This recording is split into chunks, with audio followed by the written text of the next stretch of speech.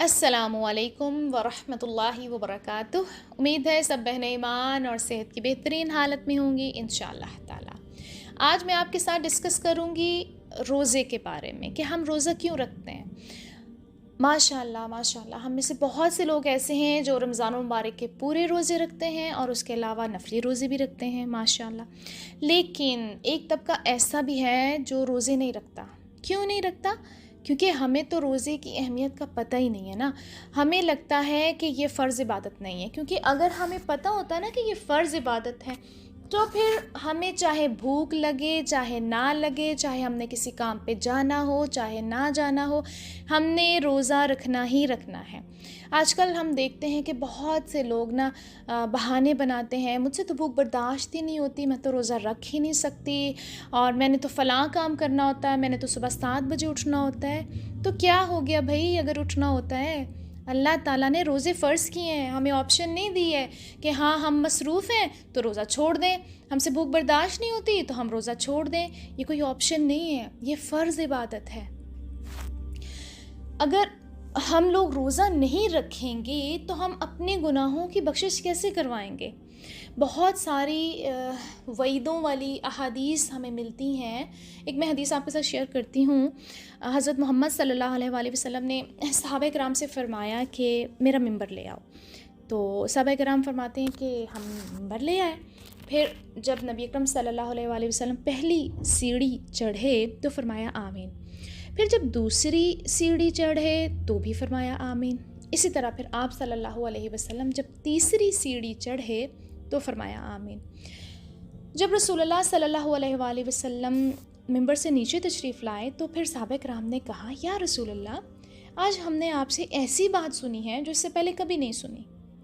तो आप सल्लल्लाहु अलैहि वसल्लम ने फरमाया, जनाब जिब्राईल अलैहिस्सलाम मेरे पास आए और कहा, उस आदमी के लिए हलाकत है जिस आदमी ने रमज़ान का महीना पाया और अपने गुनाहों की बख्शिश और माफ़ी हासिल ना कर सका। और उसके जवाब में मैंने आमीन कही। फिर जब मैं दूसरी सीढ़ी पर चढ़ा तो जनाब जिब्राईल अलैहिस्सलाम ने कहा, हलाकत है उस आदमी के लिए जिसके सामने आप सल्लल्लाहु अलैहि वसल्लम का जिक्र किया जाए और वो आप सल्लल्लाहु अलैहि वसल्लम पर दरूद ना भेजे। मैंने उसके जवाब में भी आमीन कही। फिर जब तीसरी सीढ़ी चढ़ा तो जनाब जिब्राईल ने कहा, जिस शख्स ने अपने माँ बाप या दोनों में से किसी एक को बुढ़ापे की हालत में पाया और उनकी खिदमत करके जन्नत हासिल ना की तो उसके लिए भी हलाकत हो।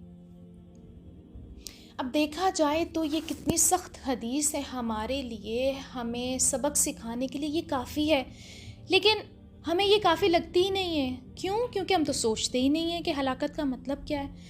हमने कभी गहराई से सोचा है हलाकत क्या होता है?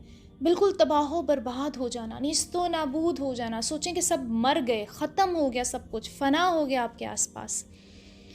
ज़रा सोचें, अगर हम दुनियावी लिहाज से देखें ना, मतलब दुनियावी नज़र, हमारी नज़र तो बस बहुत महदूद है ना, हमें तो सिर्फ दुनिया की चीज़ें ही नज़र आती हैं। तो अगर हम इसी नज़र से देखें तो सोचें मेरे पास बड़ा माल है और ये माल सारे का सारा एकदम कोई हमसे छीन के ले जाए, मेरी औलाद मुझसे छिन जाए, मेरे माँ बाप बहन भाई सब कुछ मुझसे छिन जाए, तो मैं क्या मेरी कैफियत होगी? बिल्कुल अकेला, बिल्कुल खाली।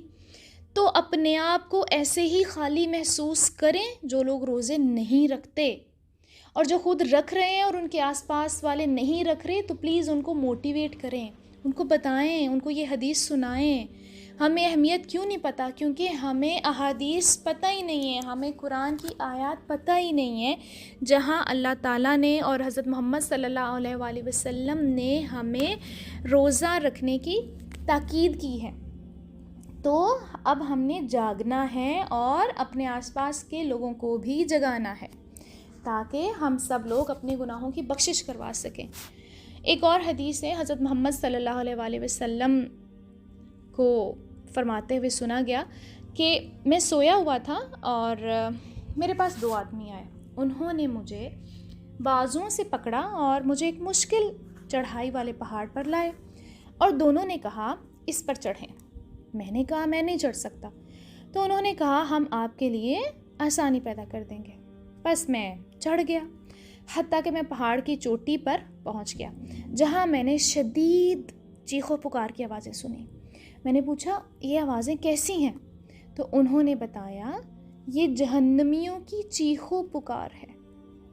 फिर वो मेरे साथ आगे बढ़े, जहाँ मैंने कुछ लोग उल्टे लटके हुए देखे जिनके मुंह को चीरा दिया गया है, जिससे खून बह रहा है। तो मैंने पूछा कि ये कौन लोग हैं? उन्होंने जवाब दिया ये वो लोग हैं जो रोज़ा वक्त से पहले इफ्तार कर लिया करते थे। अब सोचें कि रोज़ा वक्त से पहले इफ्तार करने वालों का ये अंजाम है, तो जो लोग रोज़ा रखते ही नहीं हैं उनका क्या अंजाम होगा। तो इसलिए हम सबको अपनी आंखें खोलनी पड़ेंगी, अपने आप को तैयार करना पड़ेगा कि हम अल्लाह ताला का ये हुक्म माने। देखें, अल्लाह ताला ने ये पूरी दुनिया बनाई है, वो खालिक है, मालिक है, मुदब्बिर है, वो रब है हमारा, वो मालिक है। उसका हम पर हक है कि जो भी हुक्म वो दे हम उसे फ़ौरन पूरा करें। हमें ऑप्शन नहीं दी जा रही। जिन चीज़ों में अल्लाह ताला ने हमें ऑप्शंस दिए हैं ना, वो भी हमें पता है, लेकिन जो चीज़ें फ़र्ज़ हैं, नमाज, रोज़ा, ज़कात, हज, ये सब फ़र्ज़ चीज़ें हैं, ये हमने करनी ही करनी है। तो इसलिए अपने आप को इस रिलैक्समेंट वाली ज़िंदगी से निकालें, अपने आप को थोड़ी सी तकलीफ़ दें। दुनिया की थोड़ी सी तकलीफ़ आपको जहन्नम की तकलीफ़ से बचा सकती है, तो फिर ये तकलीफ़ तो कोई मायने ही नहीं रखती।